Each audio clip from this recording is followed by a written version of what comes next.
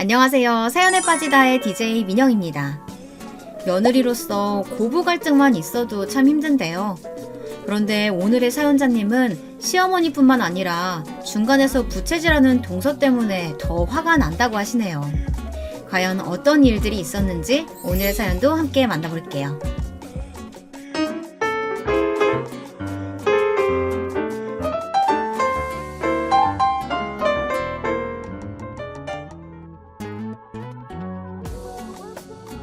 안녕하세요. 저는 40대 유부녀입니다. 저는 지금까지 살면서 단 하루도 즐겁지 않은 날이 없었어요. 평소 주변 사람들이 정순이 너는 고민 하나 없는 사람 같다고 할 정도로 매일 웃는 얼굴로 즐겁게 살려고 노력했습니다. 사실 저라고 왜 고민이 없었겠어요. 고민이라면 밤새 떠들 수도 있을 정도로 많았죠. 하지만 여기저기 떠들어봐야 뭐 하겠어요. 그런다고 해결되는 것도 아닌걸요.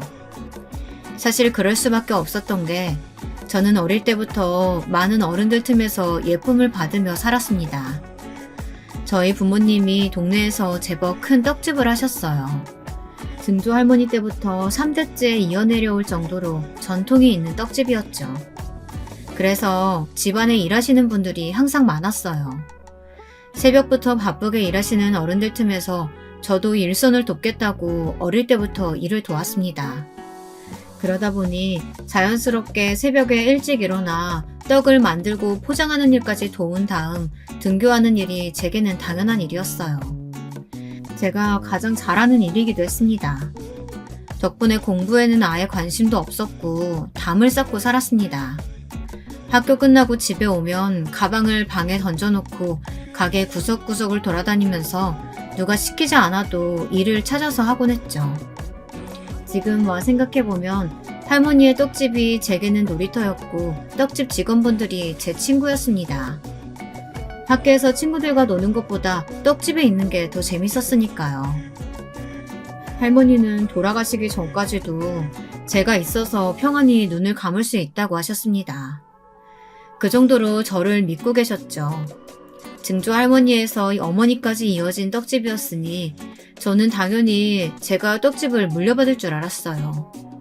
당시에 남동생은 워낙 어리기도 했고 떡집에는 관심도 없었으니까요.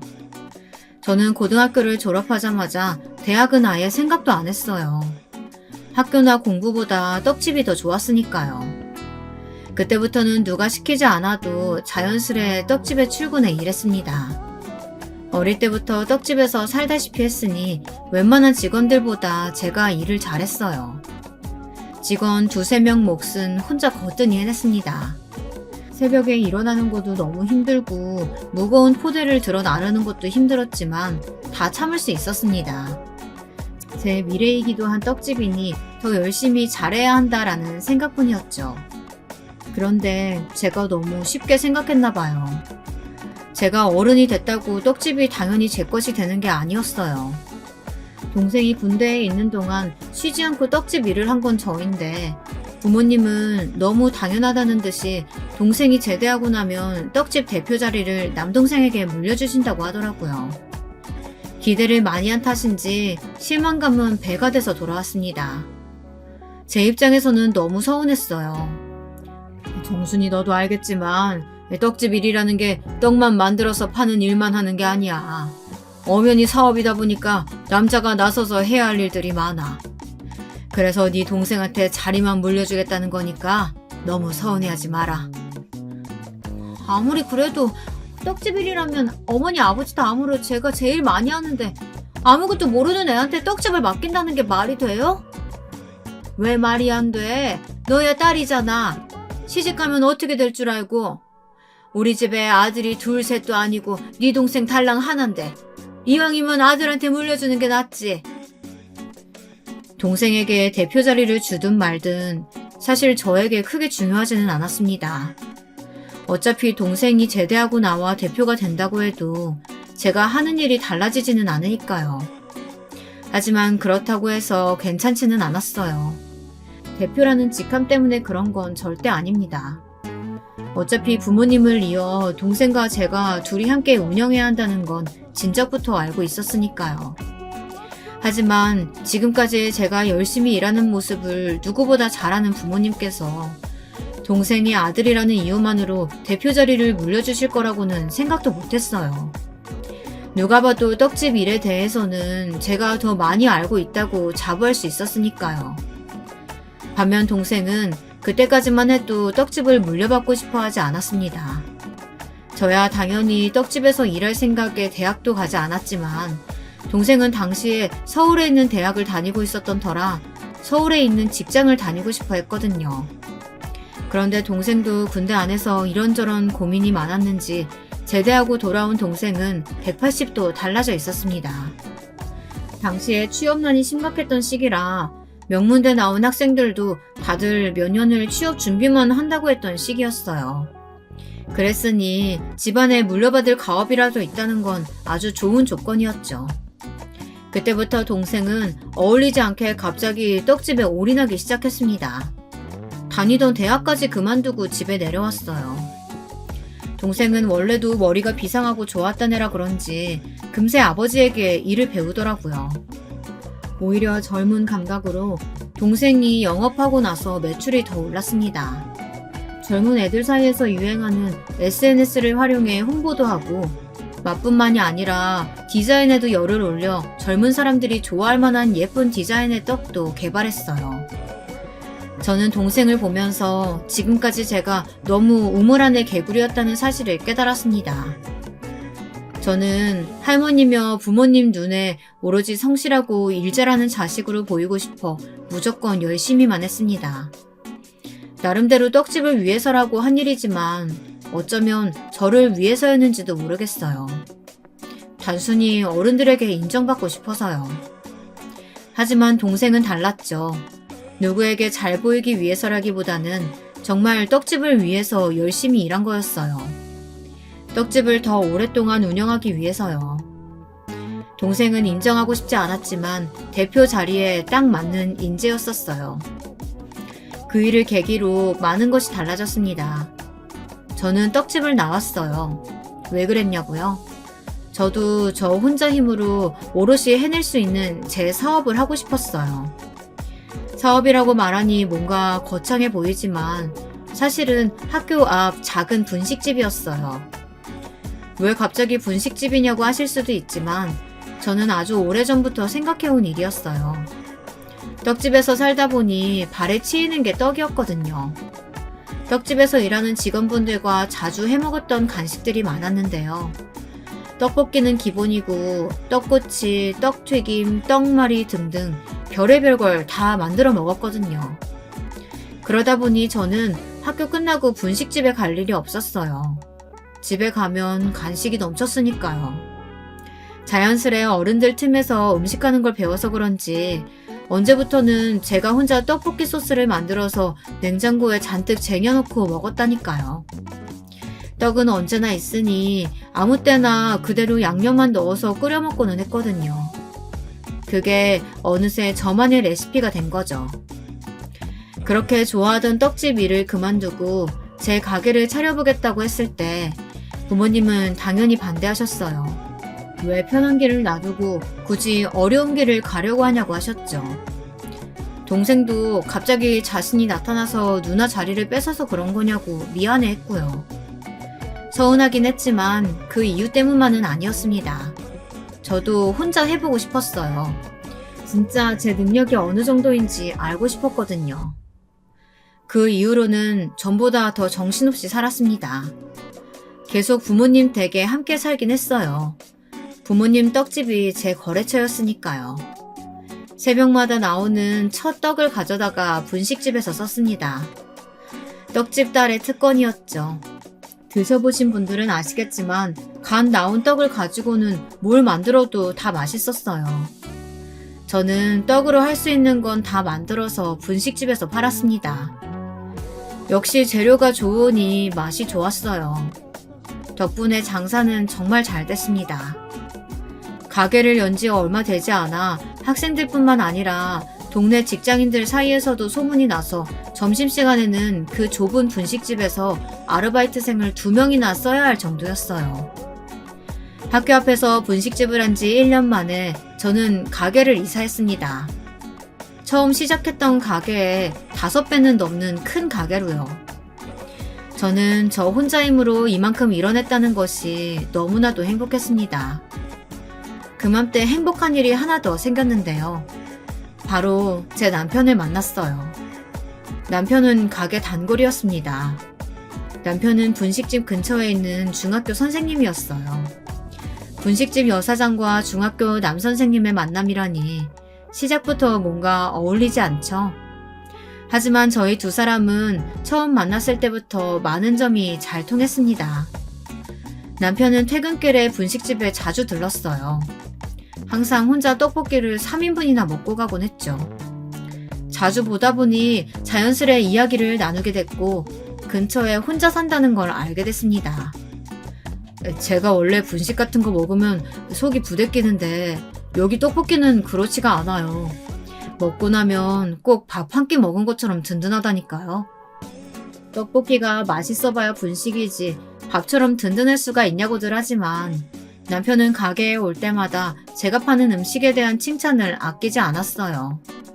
그러다 보니 자연스레 서로에 대해 많은 걸 알게 됐고 가까워졌습니다. 저는 언젠가부터 남편이 퇴근하기를 기다렸다가 가게에서 함께 저녁을 먹었습니다. 어느 날은 떡볶이였다가 또 어느 날은 제가 차린 식사를 같이 했어요. 제가 만든 떡볶이가 아무리 맛있다고 해도 혼자 사는 남자가 떡볶이만 매일 먹는 거는 아무래도 건강에 좋을 것 같지 않았거든요. 한두 번 같이 먹자고 한 게 꽤 오랜 시간 이어졌습니다. 다들 아시죠? 원래 밥 먹는 정이라는 게 무서운 거를요. 남편과 저는 매일 같이 밥을 먹다 보니 어느새 밥정이 들었습니다. 어느 날 생각지도 못하고 있는데 남편이 먼저 제게 고백을 했어요.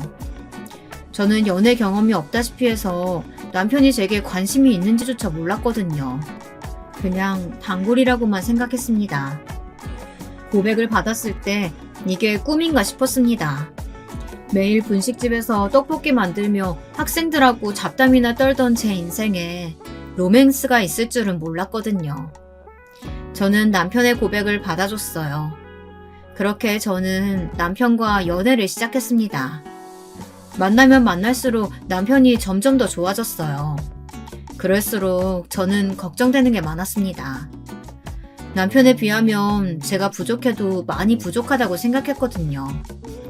남편 직업이 학교 선생님인 것도 부담이었는데 의대를 나왔다고 하더라고요. 거기에 비하면 저는 대학도 안 나온 데다가 20대 때부터 분식집만 하면서 살았으니 조건적으로 전혀 내세울 게 없는 것 같았죠. 제가 그런 말을 할 때마다 남편은 왜 그러냐고 자신은 오히려 젊은 나이에 성공적으로 장사를 이끌어가는 모습이 더 대단해 보인다고 추켜 세워줬어요. 남편의 아버지께서는 어릴 때 일찍 돌아가셨어요. 어린 나이에 홀어머니와 남동생을 지켜야 한다는 마음으로 남편은 공부를 열심히 했대요. 홀어머니의 바람처럼 하루빨리 의사가 돼서 어머니와 동생이 더는 고생하지 않는 것만 바랬답니다. 그런데 막상 의대에 가고 보니 적성이 맞지 않았대요. 당시에 시어머니와 갈등이 좀 있었지만 그래도 남편이 간신히 설득해서 교대에 다시 들어간 거랍니다. 제 남편이지만 이야기만 들어도 대단한 사람 같았어요. 저와 남편, 우리 두 사람의 사이는 견고했지만 예비 시어머니께서는 저를 마음에 들어하지 않으셨어요. 저를 만나기도 전부터 제 조건만 들으시고 이미 달가워하지 않으셨죠. 그럴 만도 한 게 남편에게는 결혼한 남동생이 하나 있었거든요. 예비 서방님은 약사였고 예비 동서는 의사였습니다. 제가 지금까지 살아온 배경과는 많이 다른 집안 같았습니다.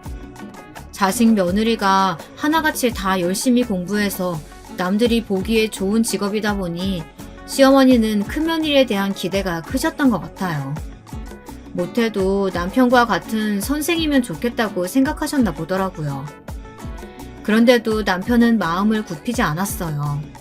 제가 아니면 안 된다고 하더라고요. 어머니의 허락을 꼭 받아내겠다고 저를 집에 데리고 갔습니다. 어머니도 저를 만나보면 마음이 달라지실 거라면서요. 저도 당연히 부담됐지만 잘해보고 싶었어요. 그만큼 남편을 많이 좋아했으니까요. 내 아들이지만 참 별나.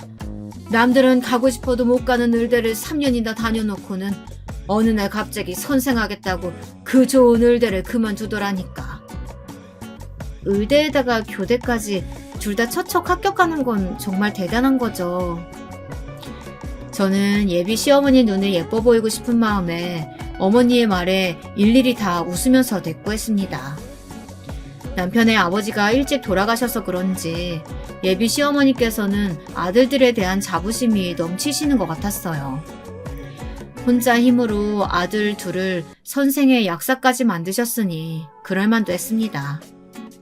그런데 문제는 시어머니는 애초에 저를 며느리로 얻을 생각이 없으셨던 것 같아요. 대충 밥 한 끼 같이 먹고 결혼은 안 된다고 반대하실 생각이었던 거죠. 그러니까 네가 부모라고 생각해봐라. 그 잘난 아들이 하필이면 너같이 한참 모자라는 애를 만난다는데 얼마나 아깝겠니? 저는 그 순간 무서웠습니다.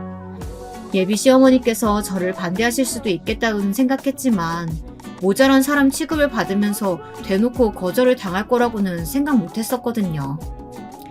하지만 저는 굴하지 않았습니다. 고작 한 번 만났는데 저에 대해 전부를 아실 수는 없으니까요. 어머니, 보시기에는 제가 많이 부족해 보이실 수 있겠지만 저 그렇게 모자란 사람은 아니에요. 제가 운영하는 가게도 부모님 도움 없이 처음부터 다 제가 제 힘으로 시작한 거고요. 장사도 제법 잘 돼서 2호점까지 내려고 준비 중이에요. 얼씨구, 어른 앞에서 꼬박꼬박 말대꾸 하는 것 좀 봐라. 이래서 내가 1,000원, 2,000원짜리 가지고 장사하는 사람들하고는 상종하고 싶지가 않다니까. 그래봤자 코딱지 많은 분식집 하나 가지고 꼴값을 떨어요 아주. 제가 한마디 더 하려고 한 순간 남편이 나섰습니다. 엄마야말로 못 배운 사람처럼 왜 그래요? 난 엄마가 반대해도 정순 씨랑 꼭 결혼할 거니까 그런 줄 아세요. 아이고, 내가 이 꼴이나 보려고 지금까지 혼자 힘으로 그렇게 아등바등 살았는지 알아? 이래서 아들놈은 키워봐야 소용없다니까. 어머니 진정하세요. 이러다 혈압 오르시겠어요. 아주버님, 어머님이 혈압도 안 좋으신 거 아시면서 이러시면 어떡해요. 지금 당장 저 여자 데리고 나가세요. 재수씨, 지금 저랑 결혼할 사람한테 저 여자라고 했어요? 말 조심해요. 형이야말로 정신 차려. 저런 여자 때문에 지금 가족들하고 등이라도 지겠다는 거야 뭐야. 예비 시댁 식구들과의 첫 번째 저녁 식사 자리는 어느새 엉망이 되고 말았습니다. 갑자기 서방님과 남편이 다투기 시작했어요. 아이고, 화목하던 우리 집에 이게 무슨 일이라니. 이게 다 저 분식집 한다는 쟤 때문에 그런 거 아니냐. 난 너 같은 며느리 볼 생각 조금도 없으니까 다시 내 눈앞에 나타나지 마. 알았어? 저는 이러다가 형제들끼리 싸움이라도 날 것 같아서 남편을 데리고 밖으로 나왔습니다. 남편은 나와서도 연신 제게 미안하다고 사과했어요. 저는 아니라고 제가 더 미안하다고 했습니다. 이게 다 저 때문에 일어난 일인 것 같아서요. 그런데 남편은 더는 시어머니가 시키는 대로 살고 싶지 않답니다. 지금까지 어머니 계획대로 비위 맞추며 사느라고 많이 힘들었다고요. 의대를 그만두고 교대에 다니면서 선생이나 되고 나니 인생에 대해 다시금 알게 됐대요. 무조건 자신이 원하는 방법으로 살아야 행복해진다는 걸요. 남편은 무슨 일이 있어도 저와 결혼하겠대요. 그게 자신이 행복해지는 방법이라고요. 예비 시댁에 다녀온 이후 저는 고민이 많았습니다. 저를 달가워하지 않은 사람들과 가족이 되는 게 맞나 싶어서요. 제가 그 사이에서 잘 버틸 수 있을까 싶었습니다. 그런데 저는 결국 남편과 결혼했습니다. 그 완강한 반대를 어떻게 이겨냈냐고요? 저희에게 무기가 하나 생겼습니다. 제가 혼전 임신을 해버렸어요.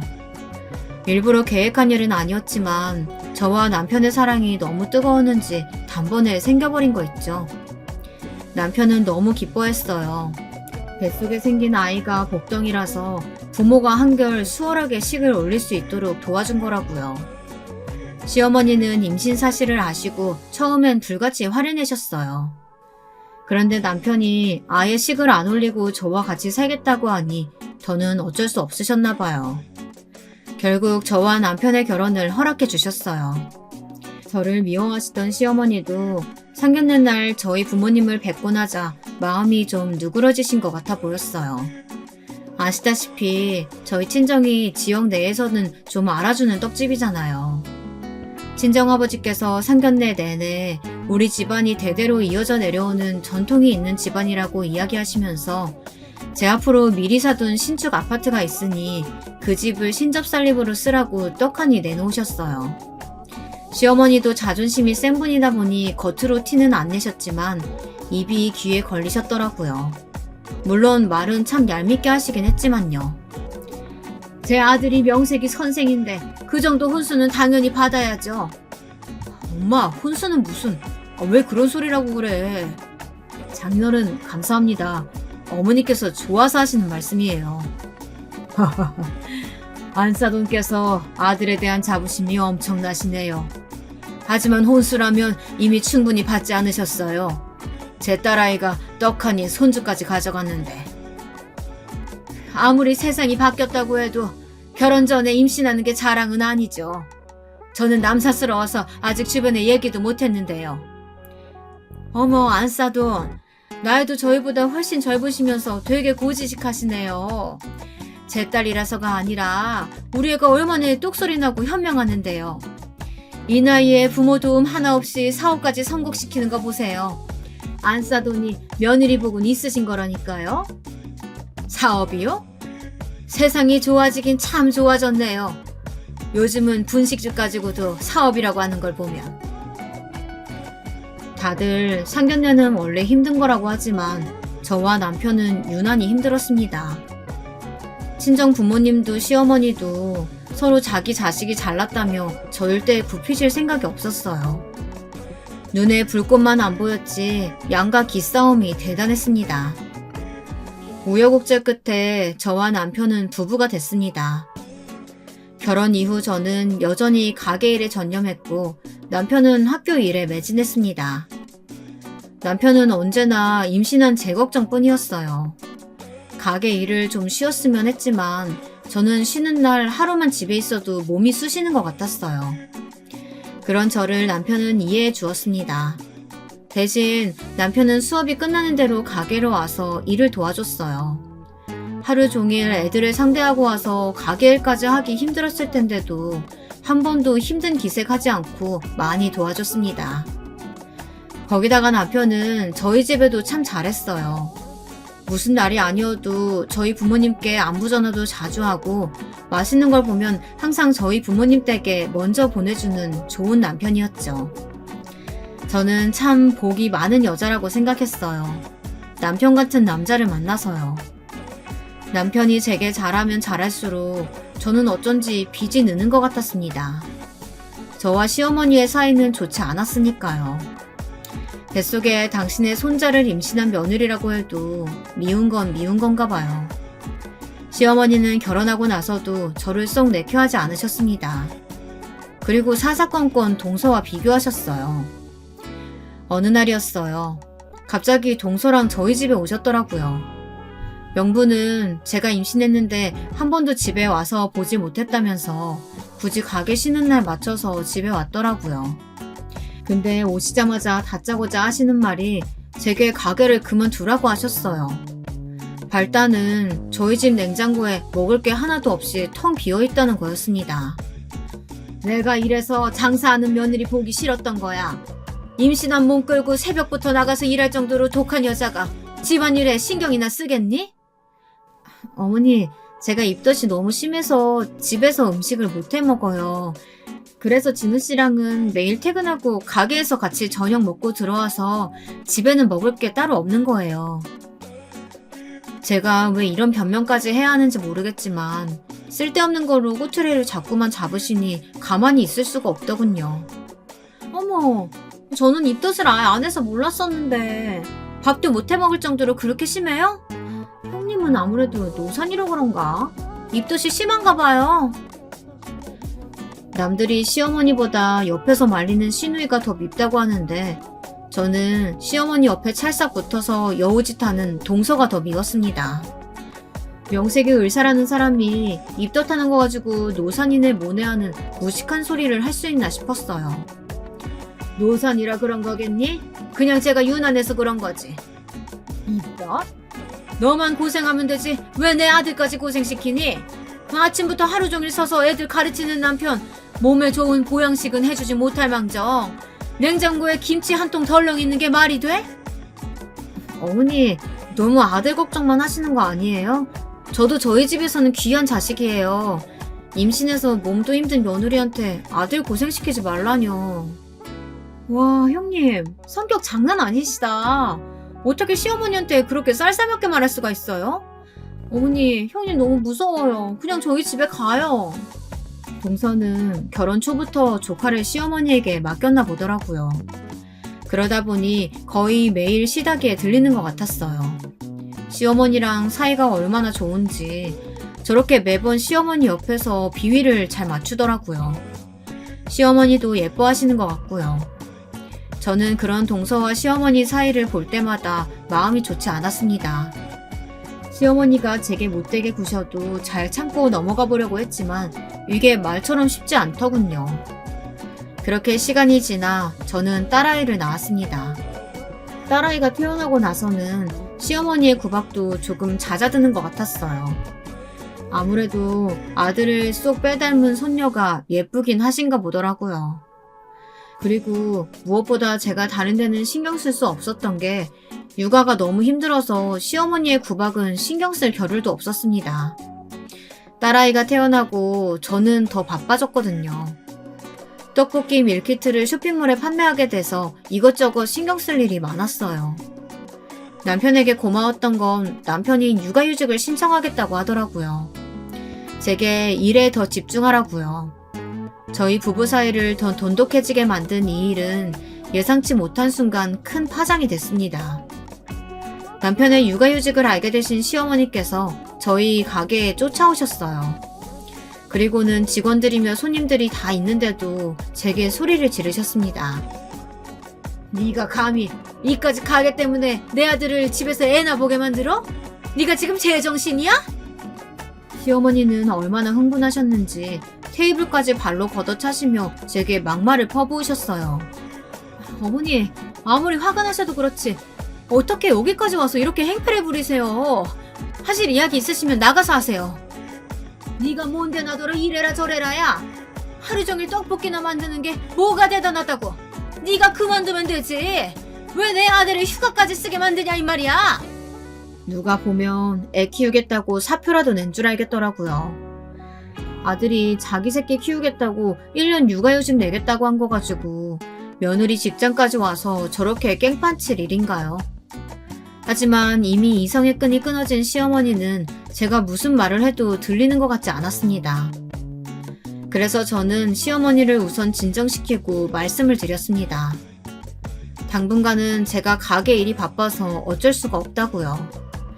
그리고 저희 둘이 낳은 아이인데 둘이 나눠서 보는 게 당연한 거라고도 말씀드렸습니다. 아이고 잘났다 잘났어. 그렇게 똑똑하신 분이 어떻게 대학도 못 갔대? 난 아무리 세상이 바뀌었다고 해도 내 아들 집에 밖에서 애 보는 꼴 절대 못 보니까 육아휴직은 절대 안 돼. 알았어? 그게 무슨 억지예요. 그러면 갓난아기를 지금 당장 어떻게 하라고요? 어떡하긴. 당연히 네가 이 가게 때려치우고 당장 집에서 봐야지. 지금까지 제가 너무 가만히 있었더니 시어머니가 뭘 너무 모르는 것 같아서 제가 한 소리 했습니다. 어머니, 뭘 모르시는 것 같아서 말씀드리는데 선생 월급 가지고 새 식구 살기도 빠듯해요. 그 와중에 어머니 생활비 드리는 거 그거 제가 번 돈으로 드리는 거예요. 저 가게 때려치우면 앞으로 어머니 생활비는 못 드리는데 괜찮으세요? 이런 얘기까지 하고 싶지는 않았지만 남편이 결혼 전부터 시어머니 생활비를 드리고 있더라고요. 물론 혼자 오래 사셨으니 당연한 일이었죠. 저는 결혼하고 나서 시어머니에게 인정받고 싶은 마음에 남편이 주던 생활비에 2배를 드렸습니다. 그거 가지고 지금까지 한마디 한 적 없었지만 자꾸만 제게 가게를 그만두라고 하시니 더는 안 되겠더라고요. 너 지금 돈 가지고 생색내니? 이래서 아들놈들 키워봐야 소용없다니까. 아들한테 용돈 좀 받는다고 며느리 눈치까지 봐야 하고. 어머니, 그런 게 아니라 제가 하는 일도 인정을 좀 해달라는 얘기예요. 됐다. 인정은 무슨. 너도 돈 주니까 네 새끼 봐달라는 거 아니야. 그럼 연우는 내가 키울 테니까 대신에 내 아들한테 육아휴직에 6자만 또 꺼내게 해봐라. 너 내가 가만 안 둘 거니까 알아서 해. 갑자기 이게 무슨 일인가 싶었어요. 사실 저는 무슨 일이 있어도 시어머니에게 딸아이를 맡기고 싶지는 않았습니다. 지금도 사이가 좋지 않은데 아이까지 맡기면 더 사이가 안 좋아질 것 같아서요. 남편이 그래서 육아휴직까지 내려고 한 거였죠. 그런데 시어머니는 제가 아이를 맡기려고 그랬다고 생각하시더라고요. 뭔가 좀 찜찜하긴 했지만 그래도 힘든 상황에서 시어머니께서 굳이 나서서 딸아이를 키워주신다고 하시니 저도 잘된 일이라고 생각하기로 했습니다. 감사한 마음에 저는 시어머니 침대를 새로 하나 사드렸어요. 전부터 매트리스가 낡은 게 신경 쓰였거든요. 역시나 시어머니는 티를 내진 않으셨지만 좋아하시는 것 같았어요. 그런데 생각지도 못한 복병이 있었습니다. 바로 동서였어요. 어느 날 흥분해서 제게 전화를 했더라고요. 형님, 곰인 줄 알았는데 아주 여우시더라고요. 애 맡기시라고 어머니 침대까지 사주셨다면서요? 동서, 다짜고짜 전화해서 이게 무슨 무례야. 흥분하지 말고 왜 전화했는지나 말해. 연우 때문에 어머님이 우리 아들 당분간 못 봐주신다잖아요. 어쩔 거예요? 지금까지 시어머니께서 동선의 아들을 봐주셨는데 갑자기 저희 딸을 보게 되셨으니 못 보겠다고 하셨나봐요. 물론 상황만 보면 동서도 화날만 했습니다. 하지만 저는 제가 봐달라고 한 게 아니잖아요. 아들이 육아휴직 하는 꼴은 죽어도 못 보신다면서 어머님이 그렇게 결정하신 건데 제가 뭘 어쩌겠어요. 그리고 동서 아들은 이제 학교도 다니고 있고 서방님 약국도 학교에서 가까운 거로 알거든요. 어머님이 봐주시겠다고 한 거라 나도 어쩔 수 없어. 동서도 어머님 성격 알잖아. 본인이 그렇게 하시겠다는데 내가 뭘 어쩌겠어. 그깟 분식집 하는 게 뭐가 대단하다고 때려치우고 애나 볼 노릇이지? 정말 여러 불편하게 하시네요. 동서에게 따져 물을 새도 없이 동서는 전화를 끊어버렸습니다. 정말 많이 배웠다고 인성까지 좋은 건 아니더군요. 그런데 얼마 뒤 문제가 생겼습니다. 시어머니와 저는 역시나 맞는 게 하나도 없었어요. 함께 육아를 하다 보니 더더욱 느껴졌습니다. 한 번은 그런 적이 있었어요. 제가 가게 문을 닫고 아이를 데리러 시댁에 갔는데 현관에서부터 딸아이 우는 소리가 크게 들리더라고요. 저는 또 무슨 일인가 싶어 불이 나게 시댁에 들어갔습니다. 그런데 거실 소파 아래에 깔아둔 이불 위에 딸아이 혼자 닭똥 같은 눈물을 흘리며 울고 있더라고요. 시어머니는 어디 계신지 보이지도 않고요. 저는 꽤 한참을 아이를 안고 달랬습니다. 얼마나 울었는지 그 작은 아기 등에 온통 땀범벅이더라고요. 그런데 그제서야 시어머니가 밖에서 들어오시더군요. 저는 놀라서 시어머니에게 조금 싫은 소리를 했습니다. 애만 놔두고 도대체 어디를 다녀오셨냐고요. 그런데 시어머니의 대답에 저는 입이 쩍 벌어졌습니다. 나이가 드니까 머리카락에 너무 힘이 없어서 잠깐 파마 좀 하고 왔어. 재워놓고 갔는데 벌써 깬 거야? 얘는 도대체 누굴 닮아서 이렇게 잠이 없는지 모르겠다. 우리 아들들은 잘만 잤는데. 저는 순간 너무 화가 나서 참을 수가 없었습니다. 세상 어느 할머니가 이제 태어난 지 한 달 된 손주를 두고 미용실에 파마를 하러 간답니까? 저는 어떻게 그러실 수 있냐고 소리를 질렀습니다. 그러자 시어머니 표정이 아주 싹 바뀌더군요. 이래서 애 봐준 공이 없다는 거야. 기껏 제 새끼 봐줬더니 어디서 감히 시어머니한테 소리를 질러? 내가 지금까지 둘째를 키워주면서도 한 번도 이런 소리 들은 적 없었어. 저는 너무 지쳤습니다. 애 키우면서 일하는 거 당연히 힘들죠. 하지만 저는 누구보다 시어머니를 상대하는 게 너무 힘들었습니다. 시어머니에게 아이를 맡긴 지난 한 달 동안 하고 싶은 말도 많고 따지고 싶은 것도 많았지만 다 참고 견뎠어요. 남편에게도 일절 말하지 않았고요. 더는 안 되겠습니다. 그래서 남편에게 이야기했어요. 불안해서 시어머니에게는 딸을 못 맡기겠다고요. 그래서 저와 남편은 고민 끝에 집에서 아이를 봐주실 수 있는 분을 구했어요. 남편도 이미 학기가 들어가서 중간에 휴가를 쓰기에는 어려움이 있으니 학기가 끝날 때까지만 버텨보자고 하더라고요. 학기만 끝나면 본인이 육아휴직을 쓰겠다고요. 그래서 당분간 아이를 봐주실 시터를 구했습니다. 물론 시어머니는 저희 행동에 불만이 많았어요. 아이고 유나는 기껏 몇천 원짜리 떡볶이 파는 애가 고모까지 써가면서 장사하면 도대체 뭐가 남니? 네 남편 힘들게 일해서 돈 버는데 작작 좀 아껴 써라. 지금까지 아이 봐주신 건 감사한데요. 앞으로는 저희가 알아서 할 테니까 어머니 신경 쓰지 마세요. 저는 결혼하고 처음으로 시어머니에게 단호하게 말했습니다. 사실 진심이었어요. 저는 시어머니에게 어떤 간섭도 받고 싶지 않았습니다. 그래요 어머니. 잘난 형님이 알아서 하시게 두세요. 손주가 아무리 예뻐도 애 봐주는 거 감사한 줄 모르는 며느리애는 절대 봐주는 거 아니에요. 아시죠? 저는 어머니한테 항상 감사드리는 거요. 그때를 놓칠 동서가 아니었습니다. 제가 아이를 안 맡기겠다고 하자마자 조카를 쏙 다시 데려왔더라고요. 이제 더는 신경 쓰고 싶지 않았습니다. 동서도 시어머니도 다 질려버렸으니까요. 시어머니도 시어머니였지만 제가 보기엔 동서가 더 보통이 아니었어요. 동서가 시어머니보다 훨씬 더 한 수 위였습니다. 처음엔 그래도 손윗사람 대접은 하는 것 같더니만 시간이 지날수록 시어머니와 편을 먹고 저를 무시했어요. 한 번은 그런 적이 있었습니다. 명절날이었어요. 저와 남편은 차가 밀려서 조금 늦게 도착했습니다. 그런데 동서는 일찍 왔는지 주방에서 시어머니와 쏙닥거리면서 음식을 하고 있더라고요. 제가 주방에 들어서는 것도 모르고요. 어머, 형님 고졸이었어요? 대박.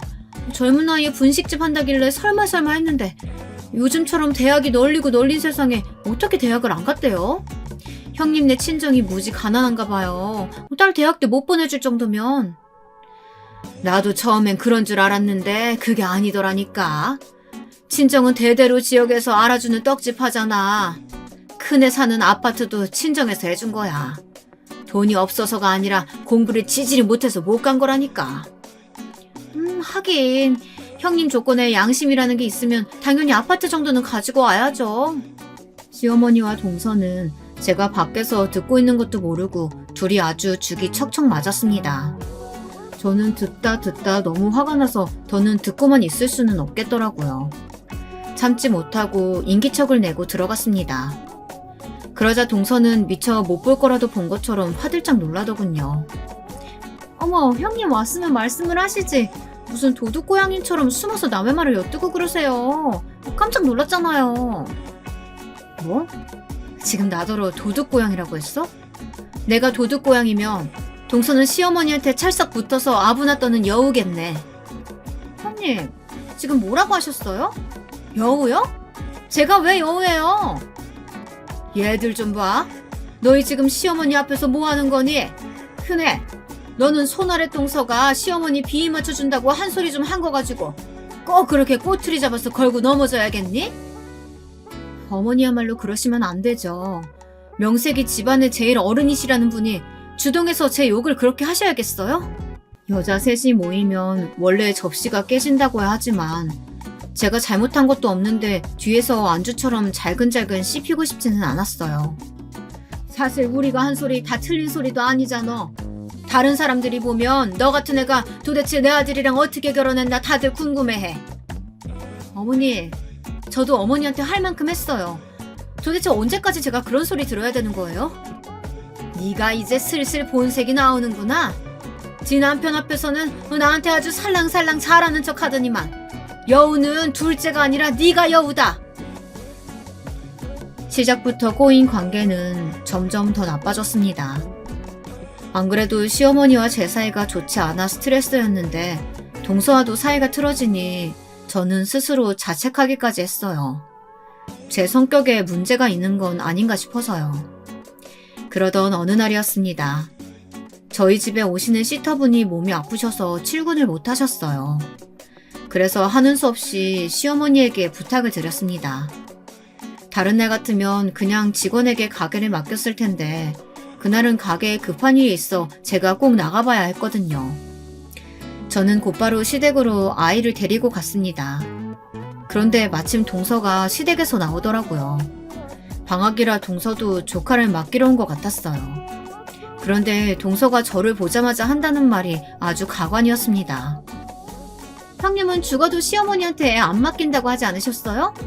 뻔히 우리 애 맡기는 거 아시면서 이렇게 갑자기 데려오시면 어떡해요? 앞뒤 상황 다 잘라먹고 마음대로 말하는 동서가 저는 어이가 없었습니다.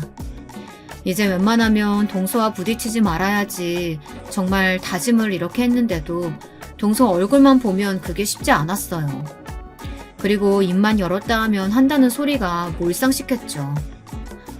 그깟 분식집 문 하루 닫는다고 일 나는 것도 아닌데 웬 유난이래? 동서는 혼잣말인 듯 아닌 듯 재수없는 소리를 마구 짓거렸습니다. 제 귀로 똑똑히 들었는데 못 들은 척 할 수가 없었죠. 동서, 지금 나한테 그깟 분식집이라고 한 거야? 그럼 그게 뭐 대단한 분식집은 아니잖아요.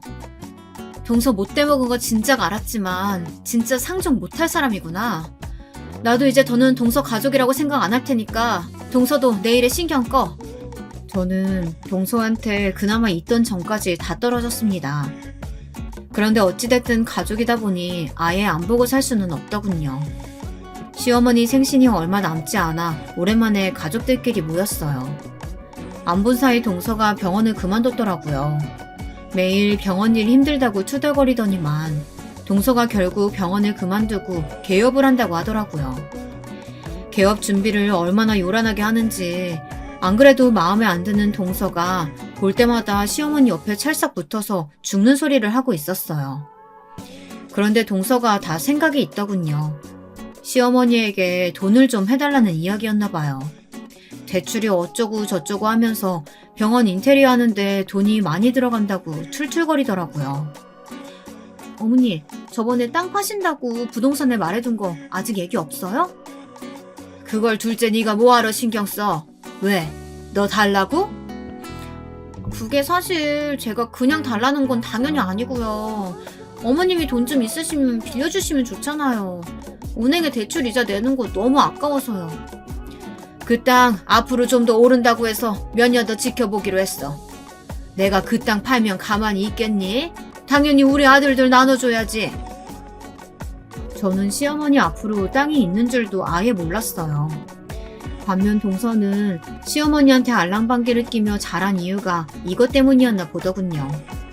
제가 어떻게 아냐고요? 글쎄, 동서가 서방님이랑 이야기하는 걸 제가 지나다가 우연히 들었는데 서방님한테 시어머니 욕을 하고 있더라고요. 그 땅 판다고 한 지가 벌써 몇 년인데 맨날 말로만 판다고 하고 팔지를 않는다고요. 그 땅 팔면 내 병원 개업해 주실 것처럼 굴더니만 병원 개업한다는데도 돈 100만 원도 안 보태주시는 게 말이 돼? 매일 그 핑계로 사람 여기저기 불러내서 부려먹었으면서 도대체 언제 파신다는 거야? 자기는 이게 문제야. 성격이 진짜 급하다니까. 기다려봐. 어차피 자식이라고는 나랑 형 둘밖에 없고 예뻐해도 우리를 더 예뻐하는데 어차피 다 우리 주식에 돼 있어. 서방님도 동서도 둘 다 그렇게 좋은 명문대를 나왔다는 사람들이 참 속이 까맣더군요. 저도 시어머니를 좋아하는 건 아니지만 아무리 그래도 앞에서는 살가운 척 굴면서 뒤로는 저런 호박씨를 까고 있을 줄은 몰랐어요. 저는 애써 끼고 싶지 않아 모르는 척 했습니다. 만약 제가 그런 소리를 들었다고 시어머니한테 말해봐야 믿지도 않으실 테니까요. 그런데 얼마 뒤 시어머니와 동서 사이가 틀어지게 된 결정적인 사건이 있었어요. 시어머니가 어느 날 갑자기 복통이 심해서 동네 병원 응급실에 가셨나 봐요. 그날 조카 학교에 데리러 가시는 날이었는데 못 가신 거죠. 조카가 학교에서 나왔는데 할머니가 없으니 학교 앞에서 헤매다가 친구들과 놀러 가버린 거죠. 동서와 서방님은 당연히 할머니가 데려간 줄 알았는데 조카가 학원도 안 가고 놀다가 학원에서 온 연락에 동서가 알게 된 거예요. 그 시간에 저희 남편은 응급실에서 온 전화를 받고 저와 함께 병원으로 급하게 갔어요. 위가 평소에도 좀 약하셨는데 갑자기 위경련이 있었다더라고요. 이런저런 검사를 받고 저녁 늦게나 시댁에 모셔다 드리러 갔습니다.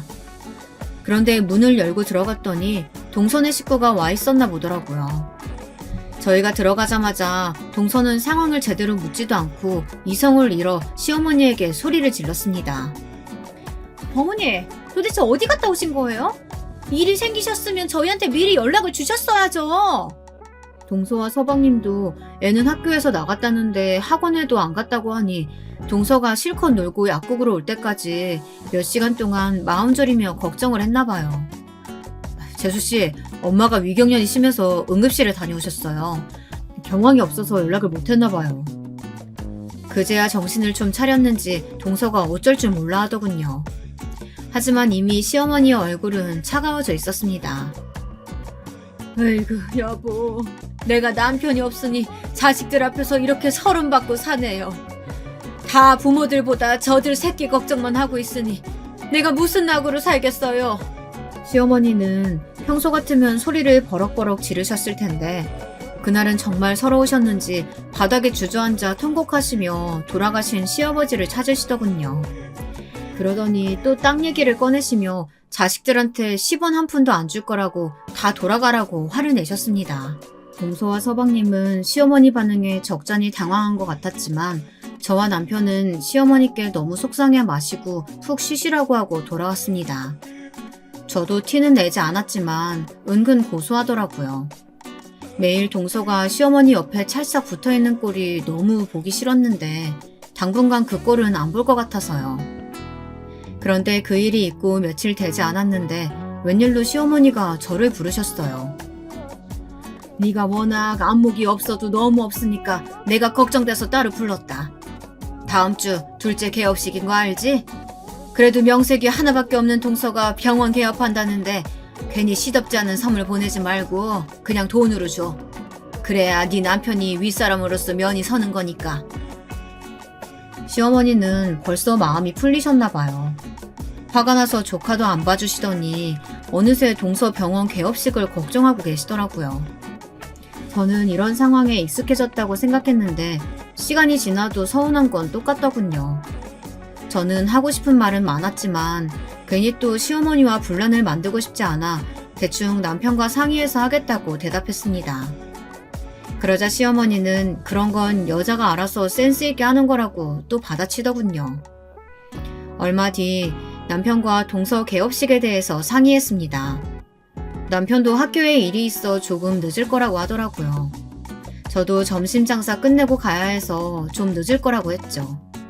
그리고 아무래도 선물보다는 현금이 나을 것 같으니 제가 따로 동서에게 주겠다고 했어요. 그러자 남편은 고마워하면서도 자기가 화환은 따로 보내겠다고 하더라고요. 그런데 그 일로 생각지도 못한 문제가 생겼습니다. 동서가 원래도 상식이라고는 없는 사람인 걸 알았지만 그 정도일 줄은 몰랐어요. 남의 호의를 멋대로 짓밟는 사람이더군요. 동서가 병원을 개업한 동네가 가게에서 좀 멀어서 점심 장사만 후딱 끝내고 급하게 택시를 타고 갔습니다. 시어머님이 항상 제 안목이 후지다고 하셔서 옷까지 싹 갈아입고 갔습니다. 제가 가진 옷 중에 가장 세련된 옷으로요. 그런데 동서의 병원에 도착하자마자 저는 놀라서 경악을 금치 못했습니다. 도대체 무슨 일이냐고요? 남편이 화환을 보낸다더니 제 이름으로 보냈더라고요. 대박분식 대표 김정순이라고 크게 적어서요. 그런데 동서는 제 얼굴을 보고도 인사도 안 하고 갑자기 그 화환으로 달려가더라고요. 그러더니 하는 행동이 가관이었습니다. 제 이름이 적힌 리본을 손으로 단숨에 떼어버렸어요. 아, 쪽팔려. 형님 미쳤어요? 뭐 이딴 걸 붙여서 보내고 난리예요. 분식집 하는 게 무슨 자랑이라고. 저는 순간 이성을 잃었습니다. 시어머니든 동서든 생각이 많이 부족한 사람들이니 마음이 넓은 내가 이해해야지 했어요. 그런데 더는 안 되겠더군요. 사람이 아무리 잘났든 못났든 동서 같은 년은 한번 제대로 본때를 보여줘야겠더라고요. 제가 누군지 똑똑히요. 동서, 내가 남편한테 들었는데 병원 개업할 때 올 대출 받았다면서? 뭐야, 올 대출? 둘째야, 너 진짜 모아놓은 돈이 그렇게 없었어? 아니, 아무리 월급 받는 의사였어도 의사 생활을 10년을 넘게 한 애가 아무것도 없었다는 게 말이 돼? 역시나 시어머니는 동서가 병원 개업하면서 몽땅 다 대출받은 건 모르셨나 봐요.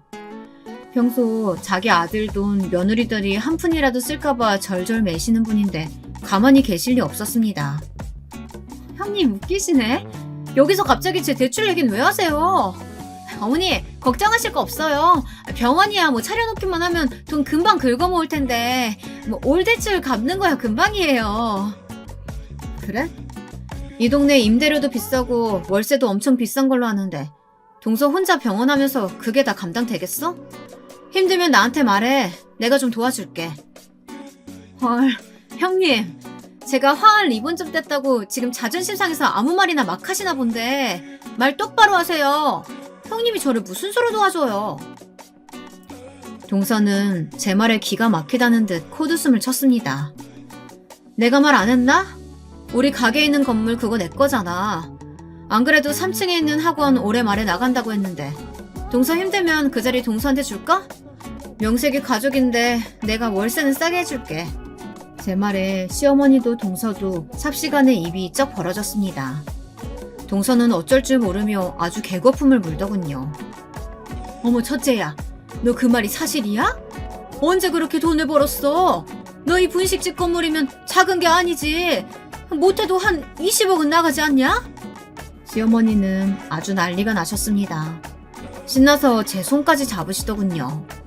저는 시어머니가 이렇게까지 좋아하실 줄 알았으면 진작 이야기할 걸 그랬어요.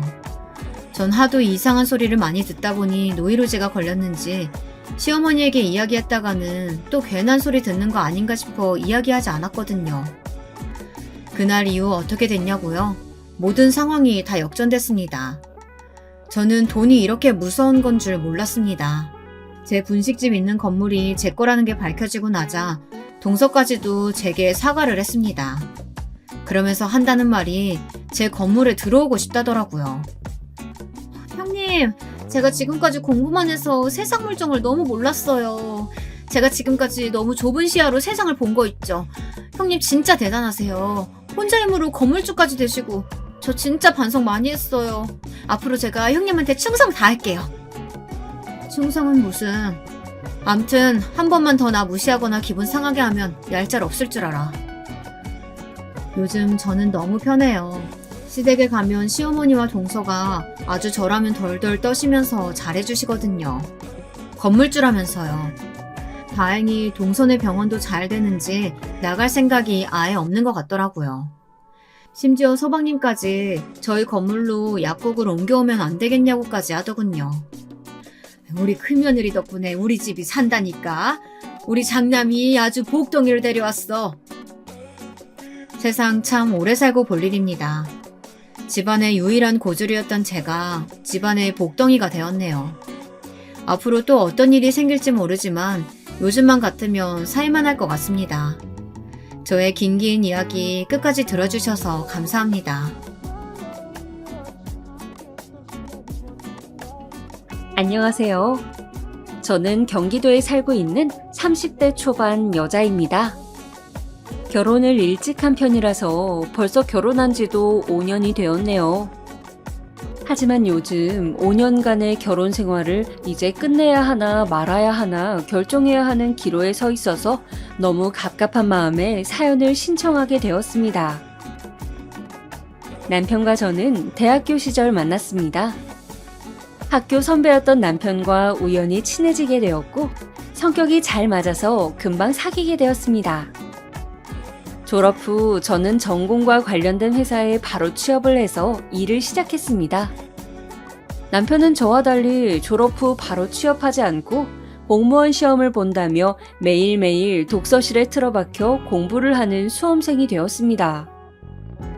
자기 성격에 치열한 경쟁 사회에서는 살고 싶지 않다며 자기는 정년 보장되고 경쟁 없이 편하게 일할 수 있는 공무원이 되고 싶다면서요. 사실 공무원이 편하게 일하는지는 잘 모르겠지만 본인 생각에 그게 적성에 맞을 것 같다고 하니 저는 묵묵히 응원하고 기다렸습니다.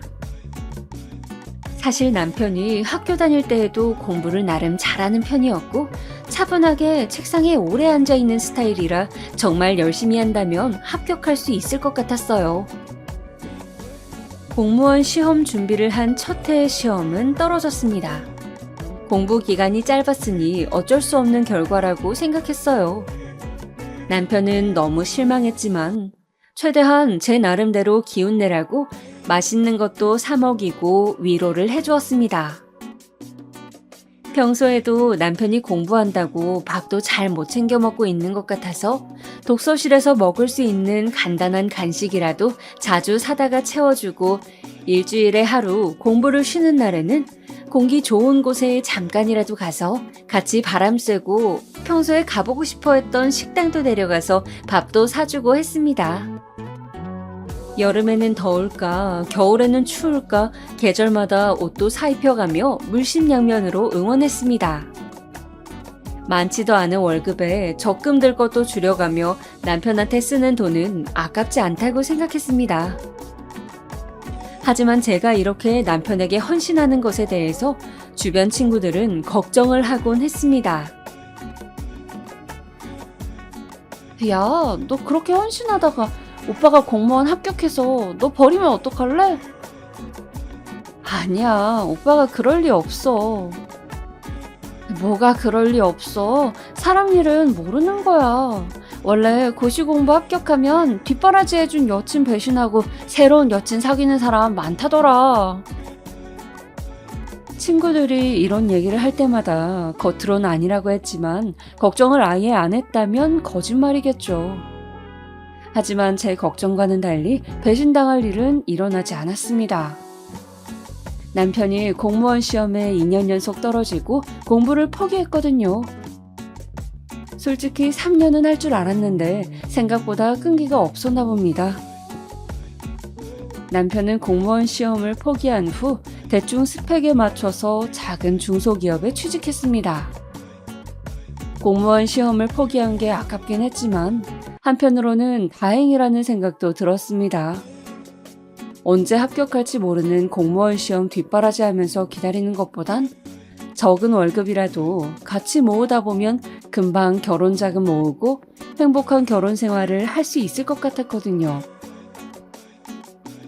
그 이후 남편은 취직해서 나름 회사에 잘 적응하며 다녔고 얼마 지나지 않아 저에게 프로포즈를 했습니다.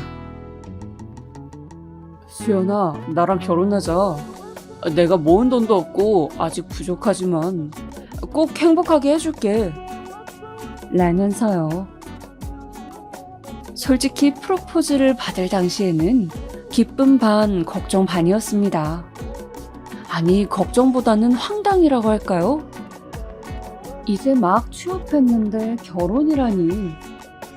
저는 사실 남편이 취직하고 몇 년 동안은 같이 돈을 벌면서 결혼자금 차근차근 모아서 빨라도 2, 3년 후쯤을 생각하고 있었는데 모은 돈도 하나 없이 결혼이라뇨. 제 나이가 아직 20대 중후반이라 아직 결혼하기에는 이른 것도 있기도 했고요. 공부만 하느라 세상 물정을 모르나 하는 생각도 했습니다. 하지만 남편과 오래 사귀기도 했고 언젠가 결혼을 한다면 남편과 하겠다고 생각하고 있었어서 그 시기가 조금 당겨질 뿐이라고 생각하니 별 문제가 안 된다는 생각이 들었습니다. 그래서 저는 프로포즈를 받아주고 남편과 서로 결혼에 대해 구체적으로 얘기하게 되었습니다. 얘기하다 보니 제일 중요한 건 아무래도 집 문제였습니다. 남편은 이제 막 취업했으니 당연히 모은 돈이 하나도 없었고요. 저도 직장 생활하면서 모은 돈이 약 3천만 원 가량이었습니다. 결혼식 비용에 신혼집까지 구하기에는 택도 없는 돈이었죠. 그때 남편이 말했습니다. 내가 안 그래도 부모님이랑 상의 좀 해봤거든. 그랬더니 좋은 방법이 있더라고. 뭔데? 우리 부모님 집 있잖아. 너도 저번에 한번 와봐서 알지? 거기 방 하나가 남거든. 거기서 당분간 살면서 돈 모으는 건 어때? 뭐? 나보고 시댁에 들어가서 살으라고? 아니, 평생 거기서 살자는 게 아니라 우리 돈 모아서 이사 가려면 적어도 5년은 있어야 되니까 딱 5년만 거기서 살자. 저는 굳어가는 표정을 숨길 수 없었습니다. 5년만 시댁에서 살자뇨. 정말 청천벽력 같았습니다. 솔직히 말이 5년인지 그때까지 이사 갈 만큼 돈이 모인다는 보장도 없고 또 혹시 아이라도 생긴다면 더욱더 분가하기 힘들 것 같았습니다. 저는 제 걱정을 남편한테 이야기해보았습니다. 오빠, 5년이 될지 10년이 될지 어떻게 알아? 난 그건 싫은데? 우리 부모님 약속 잘 지키시는 분들이야. 5년만 거기서 살면 분가할 때 조금 도와주신다고 하셨어. 그리고 우리 부모님 좋은 분들이시잖아. 남편은 뭐가 문제냐는 듯 웃으면서 이야기했습니다. 부모님이 간섭하는 스타일이 아니니 걱정하지 말라며 같이 살면 엄마가 집안일도 같이 해주실 거라서 너도 편할 거라고 하더라고요. 수연아, 조금 불편하더라도 딱 5년만 고생하자. 5년 뒤에 분가하는 걸로 꼭 약속할게. 남편은 제 눈을 똑바로 바라보며 본인을 믿어도 된다는 표정으로 얘기하더군요. 남편과의 달콤한 신혼생활을 기대하고 프로포즈를 오케이 했는데 시댁에서 살아야 한다니 정말 눈앞이 깜깜했습니다. 다른 방법이 없나 머리를 싸매고 몇 날 며칠 고민했지만 도저히 해답이 나오지 않았습니다. 저희 집의 경우 제 밑으로 동생이 2명이나 있고 막내는 아직 대학생이라서 저희 부모님은 아직 들어갈 돈 많다고 결혼자금 지원은 못 해주신다고 이미 못 박았거든요. 시댁도 시어머니는 전업주부시고 시아버지는 정년퇴직이 얼마 남지 않은 데다 지금 살고 있는 집 외에 자산은 없는 걸로 알고 있습니다. 하지만 막상 프로포즈를 받으니 남편이랑 결혼은 빨리 하고 싶고 정말 어떻게 해야 될지 머리가 너무 복잡했습니다. 결국 고민 끝에 긍정적인 방향으로 생각하기로 했습니다. 어차피 몇 년 더 돈을 모은다고 해도 제 월급이나 남편 월급이나 고만고만해서 큰 금액은 모을 수 없는 상황이었고 어차피 몇 년 후에도 대출 없이는 집 못 살 텐데 그냥 지금 합가하고 같이 돈 모으면 생활비도 줄이고 한 푼이라도 더 모을 수 있을 것 같았습니다. 그리고 5년간 연애하며 남편 부모님과 식사도 몇 번 했지만 나쁘신 분들은 아닌 것처럼 보였고 막상 또 살아보면 별거 아닐 수도 있겠다 하는 생각이 들었습니다. 대신 저는 남편에게 약속을 꼭 지킬 것을 당부했습니다. 오빠가 말한 대로 결혼하고 5년만 시댁에서 살자. 대신에 딱 5년이야. 5년 후에는 모은 돈이 부족해도 무슨 일이 있어도 꼭 분가하는 걸로 약속해. 당연하지. 내가 꼭 약속할게. 5년 후에 꼭 분가하자. 남편은 제 2손을 꼭 맞잡으며 확신에 찬 목소리로 5년 뒤 분가를 약속했습니다. 이렇게 저와 남편은 5년간의 연애 끝에 결혼을 하게 되었습니다. 예산이 부족해서 결혼식은 최대한 간소하게 진행했어요. 시댁에 작은 방 하나를 신혼방으로 꾸몄는데 방이 작다 보니 침대에 화장대, 옷장 정도 들어가니 끝이더라고요. 저는 우리 방만 꾸미면 된다고 생각했는데 갑자기 남편이 시부모님 쓰시던 가구들이랑 싱크대도 바꾸자고 하더라고요. 어차피 앞으로 우리도 같이 쓸 거니 이왕 쓰는 거 새 걸로 바꿔서 쓰자면서요. 겉으로 보기엔 멀쩡해 보여도 오래된 가구들이라 바꿀 때가 되었다고요. 저는 굳이 그래야 하나 싶어서 남편에게 물었습니다. 뭐 새 걸로 바꾸면 좋긴 한데 근데 무슨 돈으로? 네가 모은 돈 아직 조금 남았잖아. 우리 결혼식도 간소하게 하고 신혼여행도 가까운 데로 갔다 와서 돈 많이 아꼈으니 가구 바꾸는데 좀 투자하자. 내 돈으로 바꾸라고? 이 결혼 나 혼자 한 거야? 왜 내 돈만 써? 나는 모은 돈이 없잖아. 앞으로 내가 열심히 돈 벌고 용돈 아껴 써서 생활비에 최대한 보탤게. 우리 새로운 가구로 신혼 느낌 내보자. 남편의 신혼 느낌 내보자는 말에 결국 못 이기는 척 소파, TV장, 싱크대, 식탁 등 가구 여러 가지를 제 남은 돈으로 최대한 맞춰서 새로 바꿨습니다. 그래도 새 가구로 바꾸고 보니 낡았던 집이 조금은 화사해져서 기분은 좋더라고요. 물론 거실에 나가면 어머님과 아버님이 소파에서 TV를 보고 계시다는 점이 조금 불편했지만 그래도 방에 들어오면 마치 20살 넘어 처음 자취할 때처럼 기분이 새롭고 좋았습니다. 그렇게 시간이 지나 시댁에 산 지 3개월. 여기까지는 나름 괜찮았습니다. 아침에는 출근 준비하느라 정신없고 출퇴근 거리가 좀 멀다 보니 6시에 일찍 퇴근해도 집에 오면 7시 반이었습니다. 시부모님과 함께 지내는 시간은 저녁 시간뿐이었죠. 저녁에는 어머님이랑 같이 집안일도 하고 밤늦게 어른들 주무실 때는 방에서 혼자 취미생활도 잠깐씩 했습니다. 혹시 알아보시는 분 있으실까봐 자세히는 말씀 못 드리지만 수공예로 작은 액세서리를 만드는 취미가 있었거든요. 결혼 전부터 했었는데 너무 재미있고 또 나름 소질도 있어서 꾸준히 재료를 구입해서 만들게 되었습니다. 낮에 직장에 있다 보니 택배는 주로 집에 계시는 어머님이 받아주셨는데요. 택배를 몇 번 받아주시다가 어느 날은 갑자기 저한테 짜증을 확 내시더라고요. 넌 이런 거 대체 왜 자꾸 사는 거니?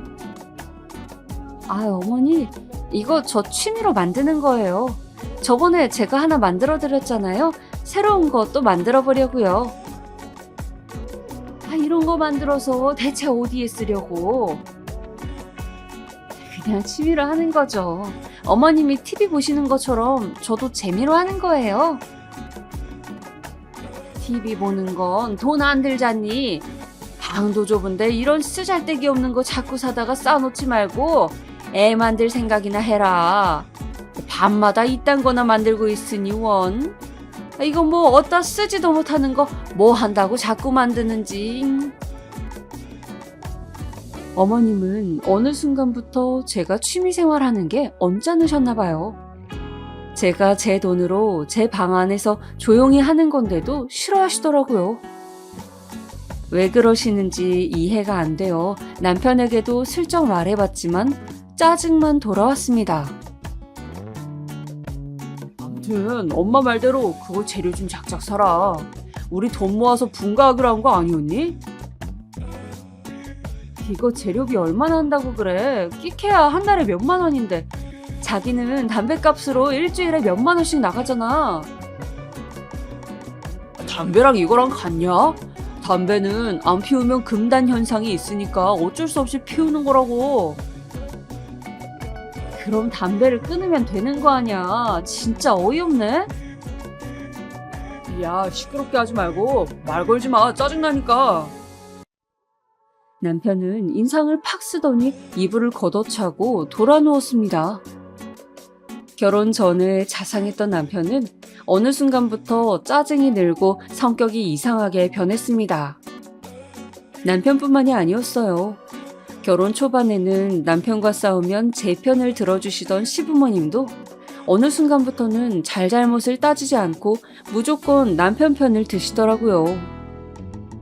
본인 아들이 회사에서 스트레스를 많이 받으니 저보고 이해하라면서요. 저도 맞벌이 하니까 스트레스 받는 건 똑같은데 말이죠. 그래도 본인 아들이 성격이 꼼꼼하고 완벽주의 성향이라 저랑 스트레스 받는 양이 다르다네요. 저보고 어디 가서 이렇게 세심하고 꼼꼼한 남편 만날 수 있을 줄 아냐면서 남편이 공무원 합격만 했어도 저랑 결혼하는 거 반대했을 거라는 막말까지 하시더라고요. 이렇게 시부모님이 저를 막대하기 시작하면서 간섭도 점점 심해졌습니다. 이제는 점잖으시던 아버님까지 가세해서 저를 힘들게 하였습니다. 언젠가부터 아버님은 매일매일 제가 퇴근하는 시간을 30분 단위로 체크하면서 오늘은 왜 늦었는지 본인에게 보고하게끔 하셨습니다. 제가 요새 일이 많아서 그렇다고 하면 저랑 같은 직종에서 일하는 본인 친구 아들에게 전화하여 그 업종이 진짜로 그렇게 일이 많은 건지 묻기도 하고 제 회사 이름을 대면서 그 회사가 정말 바쁜 철이 맞는지 확인해보라는 둥 저의 퇴근 시간에 집착을 하셨습니다. 회사원이 당연히 일이 많으면 야근할 수도 있는 건데 많이도 아니고 한두 시간 야근하고 늦게 끝나는 것도 못 믿어오신지 제 뒷조사를 하고 다니시는 게 너무 소름 돋았습니다. 제가 퇴근하고 남자라도 만나고 다닐까봐 그러시는 걸까요? 그뿐만 아니었습니다. 도대체 제 앞으로 온 우편물과 택배는 왜 이렇게 마음대로 열어보시는 건지. 제가 낮에 집에 없다 보니 바로바로 확인할 수 없는 걸 굳이 꼭 먼저 열어보시더라고요. 이건 왜 샀니? 저건 왜 샀니? 돈이 남아 도냐는 둥. 휴대폰 요금 고지서에 이 금액은 뭐냐는 둥. 제가 가입한 휴대폰 부가 서비스까지 어떤 건지 하나하나 말씀드려야 했어요. 저는 원래 독립적인 성격이라 이렇게 하나하나 참견을 당하는 게 너무 스트레스였습니다. 맘대로 열어보시는 것도 기분이 나빴지만 그걸 또 굳이 저한테 와서 꼬치꼬치 캐묻는 것도 정말 힘들었었어요. 대충 대답하고 넘어가려고 해도 원하시는 답이 나올 때까지 물고 늘어지셨거든요. 그러고선 사소한 걸로 꼬투리를 잡고 저를 무능력하고 낭비하는 사람으로 만들고서야 직성이 풀리셨습니다. 정말 이 피말리는 기분을 글로 다 적을 순 없지만 정말 당해보지 않으면 알 수 없는 고통이었습니다. 그리고 결혼 초반에는 집안일도 어머님과 같이 했는데 어느 순간 돌아보니 거의 저 혼자 모든 집안일을 다 하고 있더라고요. 아버님이야 원체 집안일에 손 하나 까딱 안 하시는 분이라 기대도 안 했지만 하루 종일 집에만 계시는 어머님은 제가 이 집에 살기 시작한 지 3달째 됐을 무렵부터 자꾸 여기저기 아프다고 하시기 시작했어요. 어제는 머리가 아프고 오늘은 허리가 아파서 못 움직이시겠다고요. 퇴근하고 집에 가면 설거지 거리가 한가득, 빨래가 한가득이었습니다. 제가 퇴근하기 전에 아버님과 어머님이 먼저 식사를 하시고 그대로 설거지통에 두시는 거였어요. 처음에는 남편도 설거지를 거들어서 하려고 했는데 어머님이 눈치를 몇 번 주니까 남편도 그냥 나 몰라라 하고 침대에 들어눕더라고요. 어머님은 외동아들 손에 물 묻히는 거 싫으시다네요. 그래서 퇴근하고 제 일과는 집에 도착하자마자 겉옷부터 벗고 설거지부터 하는 게 일과였습니다. 설거지를 하고 난 후 밥을 차리고 남편과 함께 밥을 먹고 있으면 어머님이나 아버님이 오늘은 어디가 지저분하더라 청소기 좀 돌려야겠다라고 말씀을 하셨습니다. 어머님은 오늘 허리가 안 좋아서 쉬셔야 된다고요. 병원을 가셔라 해도 절대 안 가십니다. 남편을 일찍 낳으셔서 올해 연세가 50대 중반이신데도 거의 산송장처럼 누워서 TV만 보고 계십니다. 그런데 주말마다 동네 친구분들이랑 여기저기 산책이며 등산이며 나가시는 거 보면 허리가 아프신 것도 아닌 것 같은데 말이죠. 그런데 거기다 대고 어머니 꾀병 좀 그만 부리세요. 할 수도 없는 노릇이고요.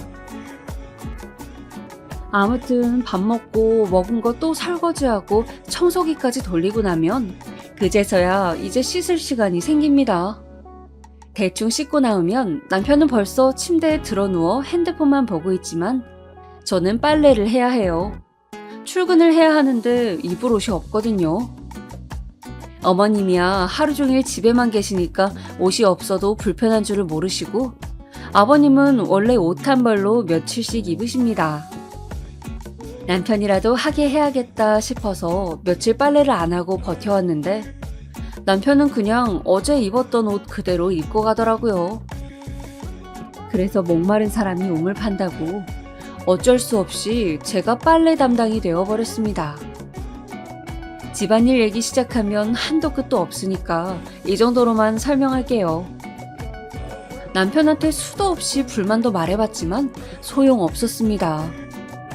집안일 좀 도와달라고 하면 자기가 할 테니 그냥 놔두라고만 합니다. 진짜로 그냥 놔두면 아버님이 저한테만 뭐라고 하시는데도요. 저는 이렇게는 불편해서 못 산다며 화를 냈습니다. 아니, 시부모님이랑 같이 살면 어머님이 집안일 도와주신다며. 그리고 참견도 안 하신다며. 야, 엄마가 아픈 걸 그럼 어떡하냐? 너는 어른이 아프다는데 굳이 시켜야겠냐? 그리고 네가 똑바로 하면 엄마 아빠가 굳이 참견을 하겠냐고. 네 하는 짓거리가 마음에 안 드는데 어른이 훈수 들 수도 있는 거지. 아니, 해도 너무하잖아. 나 이렇게 못 살아. 저는 너무 화가 난 나머지 소리를 빽 질렀습니다. 남편은 저더러 못 살면 어떡할 거냐며. 솔직히 본인 부모님 덕분에 우리가 대출도 안 받고 이렇게 따뜻한 집에서 살 수 있는 거 아니냐면서 오히려 저한테 성을 냈습니다. 차라리 대출을 받고 그거 갚으면서 살면 그 집이 나중에 내 집이 되기라도 하죠. 이거는 뭐 눈칫밥에 하녀 취급당하는데 왜 이렇게 살아야 되는지 정말 갑갑했습니다. 그리고 시부모님께 생활비 드리는 거 생각하면 사실 대출 이자보다 많은데 너무 손해라는 생각이 들었습니다. 그래도 어쨌든 결혼 전에 5년간 시댁에서 살기로 저도 약속한 것이니 눈 딱 감고 5년만 참자고 수도 없이 다짐하며 버텼습니다. 남편과 약속한 5년은 생각보다 정말 길었습니다. 결혼하고 1년이 지났을 때부터는 집에 들어가기 싫다는 생각에 퇴근 시간이 다가올 때마다 심장이 쿵쿵거리고 숨이 턱턱 막혀왔습니다. 일부러 야근하고 늦게 들어갈까도 생각해봤지만 조금이라도 늦는 날에는 아버님의 집착 때문에 왜 늦었는지 회사에서의 일거수일투족을 보고해야 해서 그게 싫어서라도 집에 일찍 들어가는 수밖에 없었습니다. 회사에서 회식이라도 하는 날에는 일주일 내내 어머님 아버님을 달래드리느라 진이 빠졌습니다. 본인 아들은 저보다도 더 회식을 자주 하는데요. 결혼하는 여자는 회식도 가면 안 된다고 일찍 다녀야 되고 결혼한 여자인데 회식을 가자고 하는 회사가 미친 거랍니다. 그딴 회사 때려치우랍니다. 답답하고 속상한 마음에 친구들하고 만나서 하루 종일 수다 떨고 싶어도 저를 하루 종일 감시하는 시부모님 때문에 맘대로 친구들 만나러 나가지도 못했습니다. 주말마다 놀러 나가시는 어머님 대신에 하루 종일 아버님 삼시세끼 밥 차려드리느라 나가지도 못하고 남편은 룰루랄라 지 친구 가게에 놀러가서 밤 늦게 들어오기 일쑤였습니다. 밥만 차려드려도 되는 거면 그냥 반찬이랑 다 해놓고 아버님 보고 반찬 꺼내서 드시라고 하고 싶지만 아버님은 주말만 되면 저를 비서인 줄 아시는지 시도 때도 없이 불러서 이것저것 시켜대십니다. 커피 좀 타와라, TV 좀 켜봐라, 여기 바닥에 머리카락 있는 거 좀 치워라 등등 불러서 제깍 안 오면 성을 내시기 때문에 저는 방문도 못 닫고 방 안에서 제 할 일 하면서 대기하고 있다가 부르시면 바로 달려가야 합니다. 어머님은 주말에 놀러 가셨으면 재밌게 놀다 오시기나 하시지 시도 때도 없이 저한테 전화해서 집안 상황 보고를 바라십니다. 집안 상황이라고 해봤자 남편은 놀러 나가고 아버님은 소파에 누워서 TV 보시는 것밖에 없는데 굳이 1시간에 한 번씩 전화해서 네 아버지 밥은 챙겨드렸냐? 반찬 뭐 해드렸냐? 거실 청소는 했냐? 빨래는 흰 빨래, 색깔 빨래 나눠서 빨아라. 굳이 안 해도 되는 잔소리를 하십니다. 주말에도 정말 쉬는 것 같지 않고 차라리 월요일이 빨리 왔으면 좋겠다는 생각이 들 정도였습니다. 이런 생활이 반복되던 중 회사에서 일하다가도 갑자기 눈물이 주르륵 흐르는 일이 많아졌습니다. 퇴근길에 지하철에서도 눈물이 흐르고 집에 가서 설거지를 하면서도 눈물이 흘렀습니다. 안 울고 싶은데 나도 모르게 눈물이 나오고 기분이 다운되었습니다. 기분이 안 좋을 때 누가 말을 걸면 내가 바보가 된 것처럼 머릿속에서는 10마디의 말을 하는데 입 밖으로는 겨우 한마디 내뱉는 이상한 현상이 자꾸 생겼습니다. 회사에 있다가도 어머님이나 아버님한테서 전화가 오면 갑자기 심장이 터질 듯이 뛰고 머리랑 눈이 핑핑 돌면서 숨쉬기가 힘들었습니다. 처음에는 혈압이나 심장에 문제가 있는 줄 알고 내과에 가서 검사를 받았는데 공황 증세라고 하더군요. 의사 선생님이 지금은 회사에 있을 때만 증상이 나타나니까 그나마 다행인데 나중에 혼자 있을 때 증상이 나타나면 당장이라도 죽을 것 같은 느낌이 들 수 있다고 정신과를 추천해 주셨습니다. 저는 정말 어릴 때부터 제가 독하고 정신력이 강하다고 생각했는데 시댁 문제로 이렇게 무너질 줄은 정말 몰랐습니다. 그 후로 정신과에 가서 우울증 약을 처방받고 매일 자기 전마다 약을 먹는 생활이 시작됐습니다.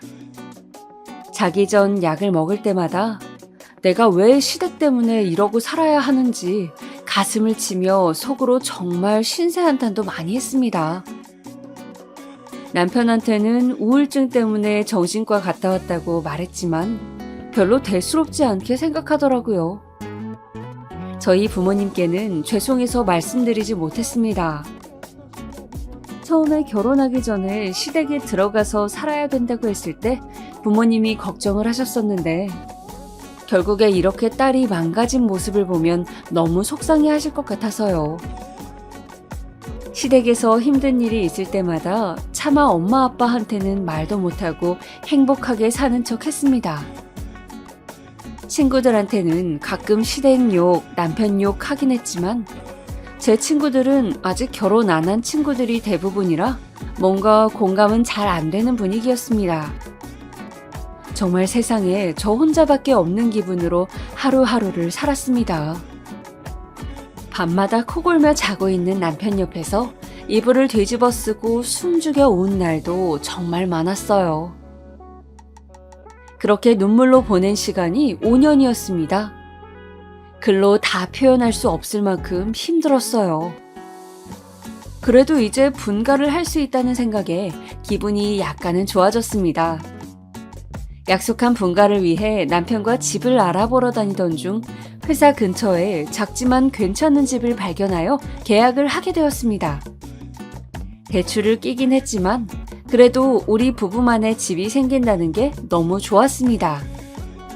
그리고 무엇보다 시댁하고도 거리가 꽤 있어서 시부모님이 굳이 집에 자주 찾아오시진 않으시겠구나 하고 생각했습니다.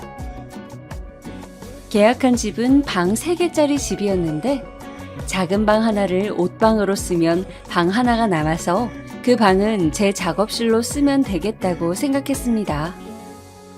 취미로 시작한 공예가 점점 발전해서 지금은 입소문으로 간간히 주문이 들어와 인터넷으로 판매하고 있었거든요. 어차피 주말마다 밖에 나가지도 못하다 보니 집에서 꾸준히 만들다가 나름 부업이 되어버렸습니다. 운이 좀 좋았던 것 같아요. 집을 계약한 후 남편과 집을 어떻게 꾸밀지에 대해서 얘기하고 있었습니다. 여보, 그 작은 방 하나 남잖아. 그거 내 작업실로 쓰면 어떨까? 작은 방? 작은 방이 왜 남아? 우리 안방이 침실이고 작은 방 하나는 옷방으로 쓸 거잖아. 그럼 나머지 방 하나는 어디에 쓸 건데? 근데 꼭 잠을 안방에서 자야 하나?